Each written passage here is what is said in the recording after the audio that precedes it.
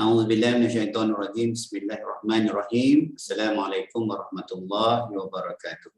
Alhamdulillahirabbil alamin wassalatu wassalamu ala asyrafil anbiya'i wal mursalin sayyidina Muhammadin ibn Abdillah wa ala alihi wa sahbihi wa mawalah. Allahumma shalli ala Muhammad wa ala ali Muhammad kama shallaita ala Ibrahim wa ala ali Ibrahim wa barik ala Muhammad wa ala ali Muhammad kama barakta ala Ibrahim wa ala ali Ibrahim fil alamin innaka Hamidul Majid. Amma ba'd. Baik, alhamdulillah. Alhamdulillah, insyaAllah hari ini kita sama-sama tadabbur bersama dengan bacaan bersama. Semua bersama-sama. Membaca bersama ringkasan tafsir yang dikumpulkan oleh penerbit melalui Al-Quran Amazing ini, kitab Al-Quran Amazing. Hari ini insya-Allah kita akan menghabiskan surah Yusuf. Besok masuk surah baru dah. Surah Ar-Ra'd. Ini juzuk 13 dah kita ni. 13 lagi ke? Saya pun tak pandai nak tengok. Hari ini kita habis ke juzuk ayat 104 sampai 11. Surah Yusuf. Teringat lagi semalam dah habis dapat cerita Nabi Yusuf. Kita dah dapat tengok bagaimana satu doa besar yang Nabi Yusuf pertontonkan kepada kita, walaupun dia seorang Nabi, ya walaupun daripada awal Allah dah tunjuk Nabi Yusuf ni seorang yang sabar, seorang yang taat, bertakwa, menjaga tauhid dia, walaupun dia berada di kalangan pembesar-pembesar, raja yang bukan Islam, dikatakan begitu. Tengok macam mana akhlak dia, walaupun dia dah berpuasa tapi dia tidak mencerca adik-beradik dia. Masa adik-beradik dia memula perkenalkan diri kepada dia, minta bantuan, dia pun tak cerca adik-beradik dia. Selepas adik-beradik dia tahu bahawa dialah Yusuf, dia tengok macam mana Nabi Yaqub memohon keampunan kepada anak-anak dia. Setelah anak-anak dia bertaubat, mohon keampunan. Tengok macam tu. Itulah akhlak-akhlak yang cantik yang kita kena belajar daripada surah Yusuf. Saya ulang balik, surah Yusuf bukanlah surah dibaca ketika isteri kita mengandung supaya anak kita comel. Surah Maryam bukanlah surah yang kita nak baca untuk isteri kita senang beranak. Tak selekeh itulah Al-Quran ni. Tak selekeh itulah Al-Quran. Surah Yusuf bukan kita baca nak tahu siapa dia Zulaikha. Zulaikha ni lawa ke tak lawa, kenapa Zulaikha, bila Zulaikha bercerai dengan pembesar, bila Zulaikha nak kahwin dengan Nabi Yusuf. Tak. Allah tak suruh langsung kita cerita. Allah tak cerita pun nama Zulaikha pada kita. Itulah doa mak andam. Seperti Yusuf dan Zulaikha. Tukang baca doa mesti hebat-hebat. Seperti Yusuf dan Zulaikha. Itulah kita ulang-ulang. Ingat, surah Yusuf untuk kita belajar betapa cantiknya akhlak Nabi Yusuf, Nabi Yaqub. Wallahu alam. Kita sambung hari ini, dah masuk, habis dah cerita Nabi Yusuf dah. Dah cerita bagaimana Allah bawa kepada umat-umat zaman, semua umat-umat Nabi dan Rasul. Apa tugas Nabi dan Rasul? Hari ini kita ambil sikit-sikit. Bermula daripada ayat 103, Allahumma salli ala Muhammad. 103 tu, dan kebanyakan manusia tidak akan beriman walaupun engkau sangat menginginkannya. Allah dah beritahu dah kepada baginda Rasulullah sallallahu alaihi wasallam. Hari ini kita sambung ayat 104. Dan kau tidak meminta sebarang balasan pada mereka terhadap seruanmu, seruan tauhid. Kerana seruan itu adalah pengajaran bagi seluruh alam. Kita tengok ibrah musad akhir surah Yusuf pada hari ini. Silakan. Adik comel mana yang membaca ni? A'udzubillahi minasyaitonirrajim. Wa ma tas'aluhum 'alaihi min ajr in huwa illa dzikrun lil 'alamin. Wa ka'ayyin min ayatin fis samawati wa ka'ayyin ayatin fis samawati wal ardi yamurruna 'alaiha wa hum 'anha mu'ridun. Wa ma yu'minu aktsaruhum billahi illa wa hum musyrikun. Afa aminu an ta'tiyahum ghashiyatun min 'adzabillahi aw ta'tiyahumus sa'atu baghtatan wa hum la yash'urun. Qul hadhihi sabili ad'u ila Allah على بصيرة أنا ومن اتبعني وسبحان الله وما أنا من المشركين وما أرسلنا من قبلك إلا رجالا نوحي إليهم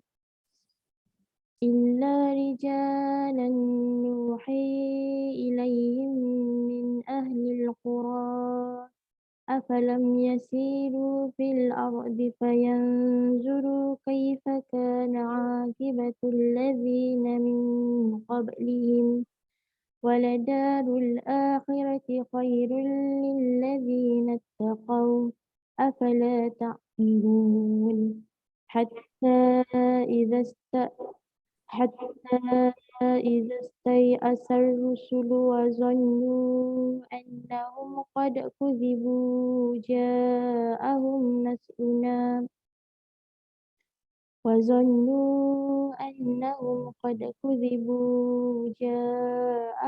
نصرنا فنجي من نشاء ولا يرد بأسنا عن القوم المجرمين لقد كان في قصصهم عبرة لأولي الألباب ما كان حديثا يفترى ولكن تصديق الذي بين يديه وتفصيل كل شيء وهدى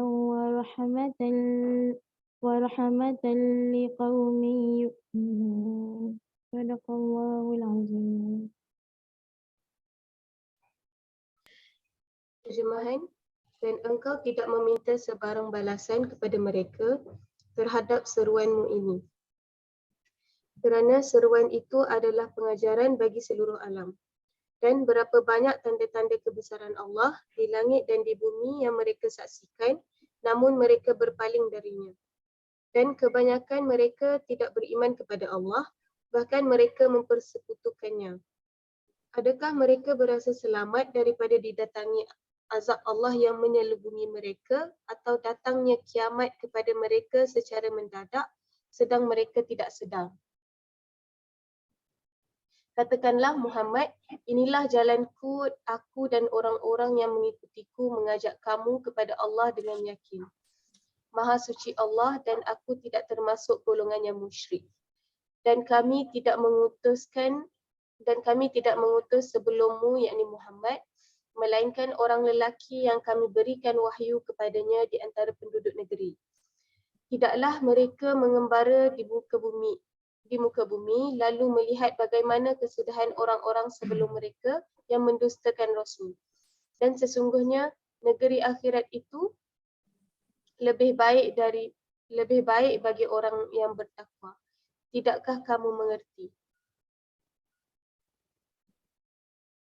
Sehingga apabila para Rasul tidak mempunyai harapan lagi tentang keimanan kaumnya dan telah meyakini bahawa mereka telah didustakan, datanglah kepada mereka para Rasul pertolongan kami. Lalu diselamatkan orang-orang yang kami kehendaki. Dan seksaan kami tidak dapat tolak oleh orang-orang yang berdosa. Sesungguhnya pada kisah-kisah mereka itu terdapat pengajaran bagi orang-orang yang berakal. Al-Quran bukanlah cerita yang direka-reka, tetapi membenarkan kitab-kitab yang sebelumnya. Menjelaskan segala sesuatu dan segala petunjuk serta rahmat bagi orang-orang beriman. Mu'jam. Ad'u. Ad-du'a itu seperti an-nida, iaitu seruan. Kalau nida boleh hanya dengan mengucapkan ya atau ayya tanpa harus menyebutkan nama, sedangkan doa hampir tidak akan diucapkan kecuali disertai dengan nama seperti ya fulan. Namun kadang-kadang kedua-duanya berganti posisi dalam penggunaannya sebagaimana pada surah Al-Baqarah ayat 171. Adapun Dakwah khusus untuk seruan kepada satu penisbatan iaitu ajaran. Asalnya dakwah adalah menyeru manusia kepada satu situasi seperti pertemuan atau perkumpulan. Iddia adalah mengakui sesuatu sebagai miliknya. Tafsir Jalalain. Qul, katakanlah kepada mereka, hadhihi sabili, inilah jalanku. Pengertian jalan di sini dijelaskan oleh firman berikutnya, iaitu ad'u ila, aku mengajak kepada agama. Allahu ala basirah, Allah dengan hujah yang jelas lagi mudah.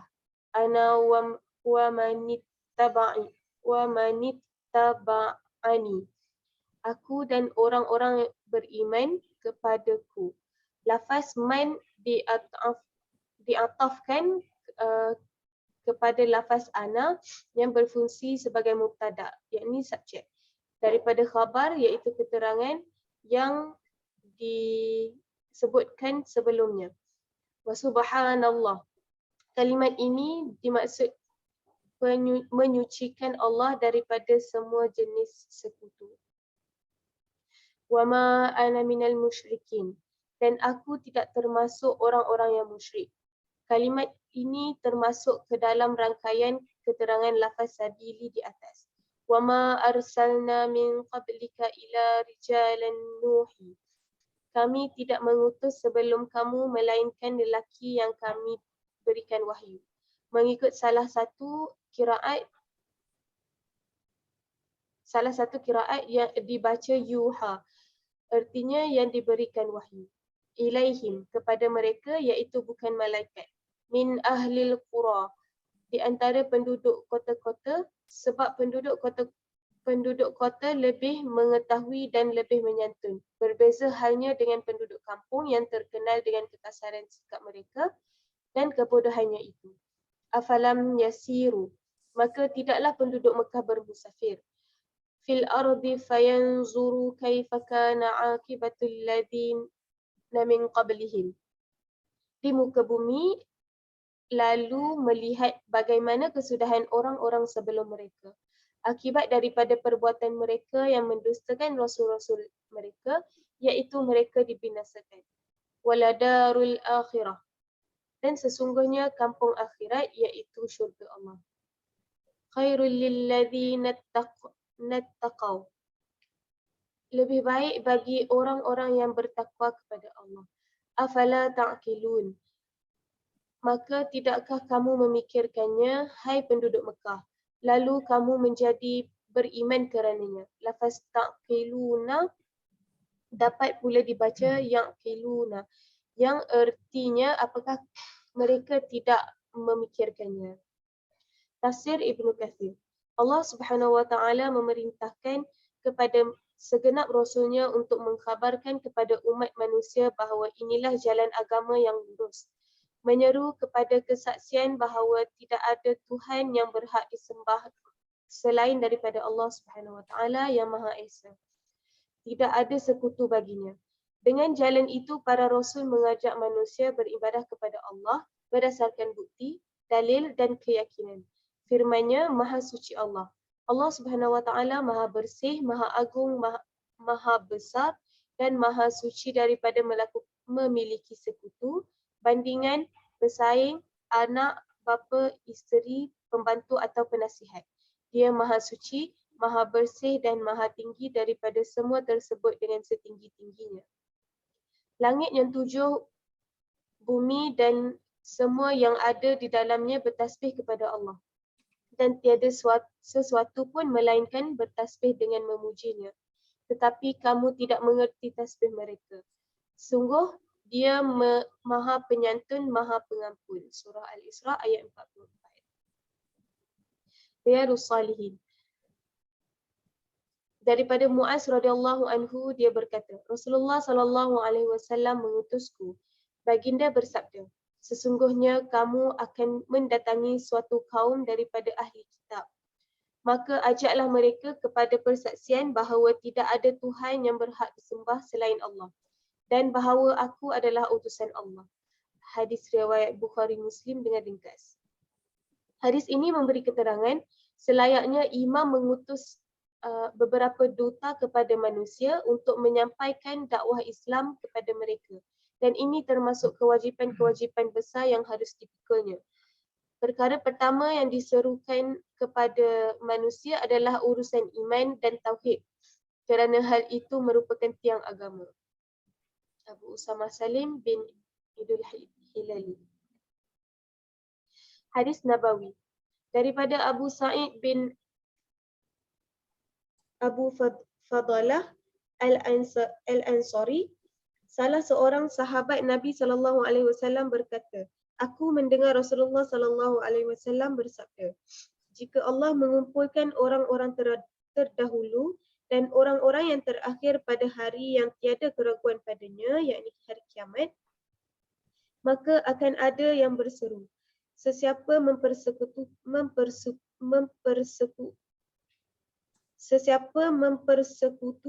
Allah dengan sesuatu yang lain dalam suatu amalan yang seharusnya dikerjakan untuknya, maka hendaklah dia meminta pahalanya kepada selain daripada Allah, kerana Allah tidak memerlukan segala sekutu. Hadis riwayat Ahmad, Musnadul Imami Ahmad. Hadis Qudsi.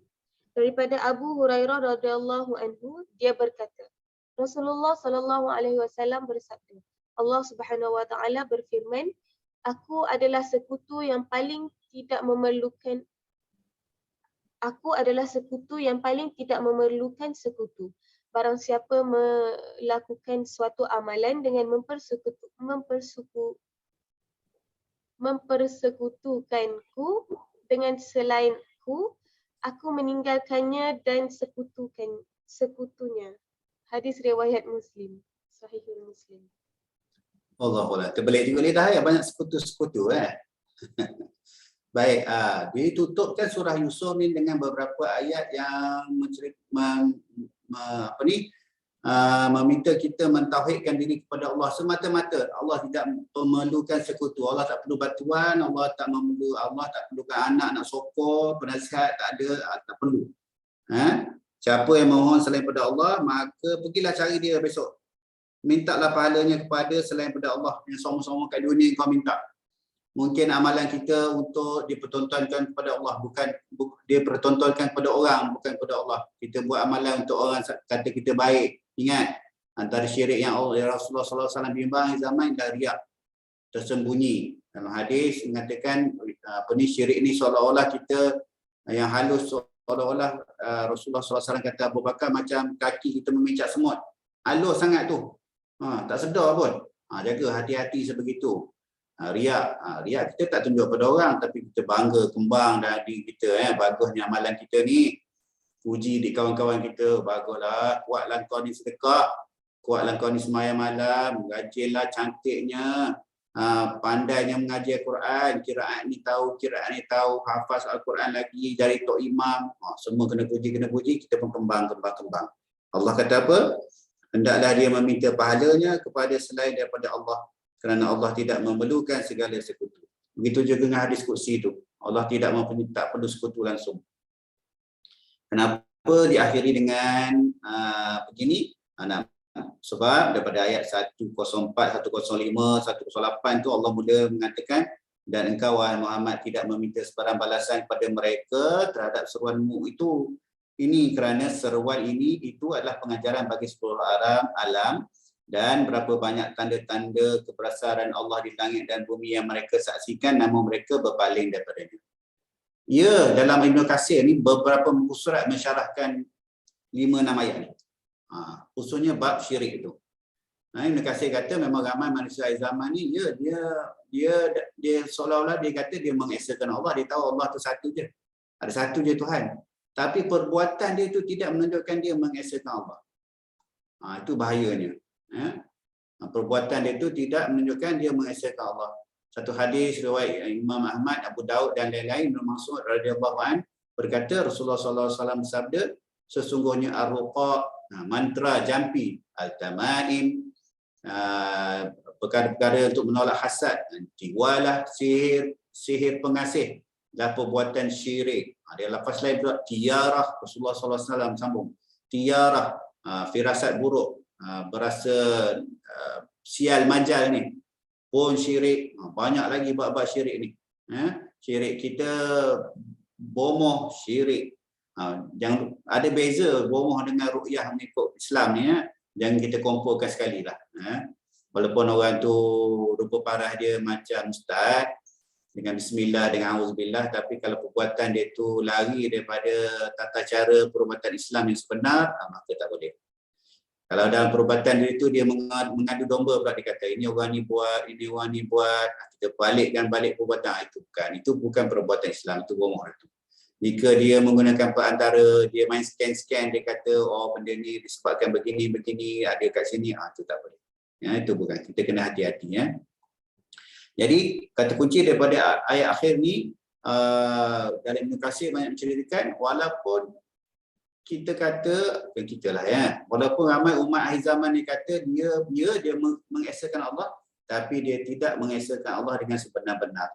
Ayat 107, adakah mereka berasa selamat daripada didatangi azab Allah yang menyelubungi mereka, atau datangnya kiamat pada mereka secara mendadak sedangkan mereka tak sedar? Nak tunggu kiamat dulu baru nak sedar. Nauzubillah, semoga tahun ni kita tak banjir kan. Tapi beberapa tahun dulu kita banjir. Kuantan, Kelantan, ceritanya sama je. Semua tok-tok iman yang menjaga masjid cerita sama. Ramailah menumpang kat masjid tu, pusat pemindahan banjir, penuh masjid. Azan je hilang. Time makan penuh balik, time dapat bantuan penuh. Time dia bertidur, charge telefon, main WhatsApp, penuh dalam masjid. Azan je kosong. Keluar orang. Nauzubillah. Akhir zaman sebab dia susah, datang banjir tu masih tak menjadi petunjuk lagi kepada dia atas kekuasaan Allah. Tak nampak lagi. Masuk masjid untuk tidur, mandi, buang air, makan. Tak adalah tambah amalan, sembahyang 5 waktu pun dah. Ini siapa kata? Imam-imam, bukan saja daripada Pahang, daripada Kelantan sama je. Banyak dengan syarah-syarah daripada imam-imam ni sendiri yang menguruskan pusat-pusat pemindahan banjir. Itu akhir zaman. Bila berlaku tu sekarang sedang berlaku. Jadi sebab tu Al-Quran ni datang dalam bentuk benda yang telah pun berlaku, yang sedang berlaku dan akan berlaku dan masih berlaku. Masih lagi tidak sedar. Kebanyakan mereka tidak beriman kepada Allah, bahkan mereka mempersekutukannya. Buatlah benda-benda lain pelik-pelik pula untuk mensyirikkan diri masing-masing kepada Allah. Nauzubillah. Diakhiri dengan ayat akhir, sesungguhnya pada kisah-kisah mereka itu terdapat pengajaran bagi orang yang berakal. Al-Quran bukanlah cerita yang direka-reka, tetapi membenarkan kitab-kitab yang sebelumnya, menjelaskan segala sesuatu dan sebagai petunjuk serta rahmat bagi orang-orang yang beriman. Kita tutuplah surah Yusuf dengan kalam Allah yang terakhir itu, insya-Allah semua kita faham Tak ada apa yang sia-sia yang datang daripada kalam Allah, daripada Al-Quran ni. Satu, bukan novel saja-saja, bukan nak buat drama, bukan, kena tengok.